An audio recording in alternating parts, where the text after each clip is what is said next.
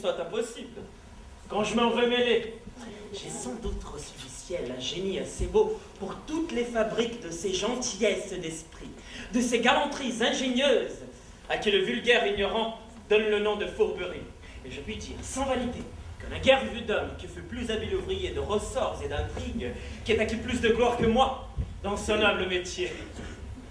Croyons à côté belle raison. Oh, que diable! Vous demeurez interdit.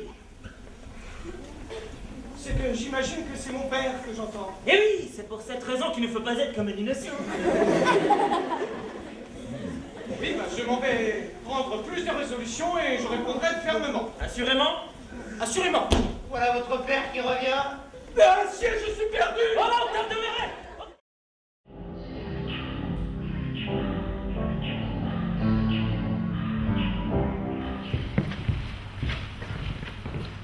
Qu'est-ce que t'as fait hier soir? J'ai l'air fracassé. Allez voir les putes. N'importe quoi.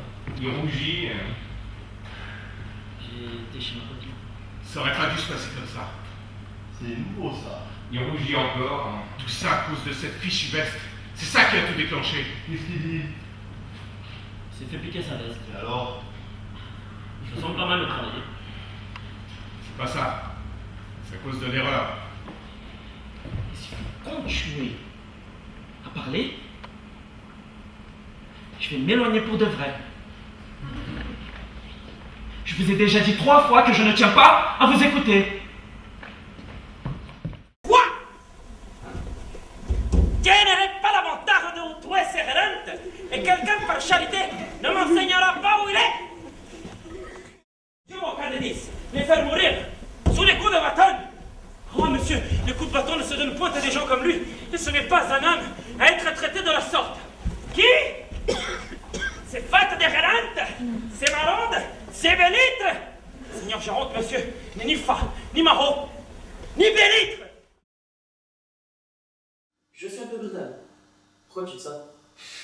Non, je ne suis pas brutal. Vous êtes terribles, tous, avec moi. Mais non, il n'a pas été brutal. Oh, toi, ça va! La bonté même! Antoine!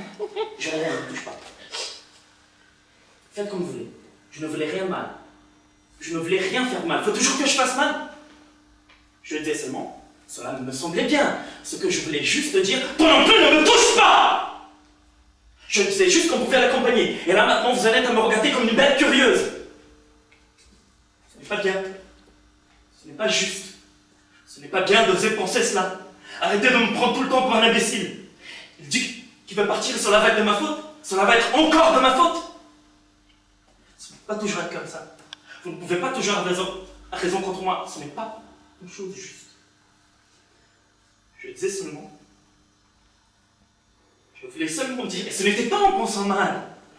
Je disais seulement... Tu me touches, je te tue!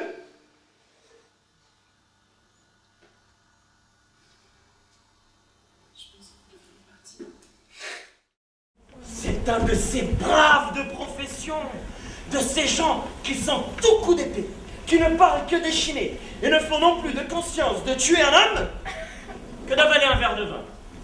Je l'ai mis sur ce mariage et lui ai fait voir quelle facilité offrait la raison de la violence pour le faire casser. Et vos prérogatives du nom de père, et votre droit, et vos amis, et votre argent. Enfin, je l'ai tant tourné de tous les côtés qu'il a prêté l'oreille, a ajusté l'affaire pour quelques sommes, et il donnera son consentement à rompre le mariage, pourvu que vous lui donniez de l'argent. Et qu'a-t-il demandé? D'abord des choses par-dessus les maisons. Et quoi? Des choses extravagantes. Mais encore? Il ne parlait pas moins de 500 ou 600 pistoles. Pauvre trouvère de tous les jours, c'est bien.